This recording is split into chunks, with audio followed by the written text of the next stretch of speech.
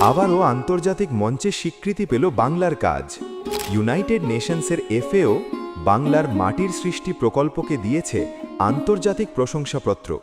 2020 সালে পশ্চিমাঞ্চলের রুক্ষ অনুর্বর জমিতে মা মাটি মানুষের সরকার শুরু করেছিল এক স্বপ্ন, মাটির সৃষ্টি প্রকল্প। মাটির সৃষ্টি প্রকল্পে এক ফসলি জমি হয়েছে উর্বর, বহু ফসলি, বছরভর চাষযোগ্য। পুকুর খনন, নতুন সেচ ব্যবস্থা, জমি ও পঞ্চায়েত ব্যবস্থার সমন্বয়ে আজ অনুর্বর জমিতেও হচ্ছে শাকসবজি, ফলের চাষ। লক্ষ লক্ষ মানুষের কর্মসংস্থান হয়েছে, গ্রামীণ পরিবারের আয় বেড়েছে বহুগুণ।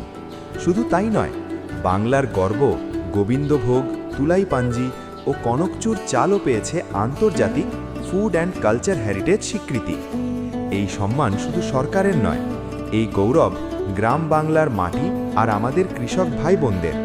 জয় বাংলা।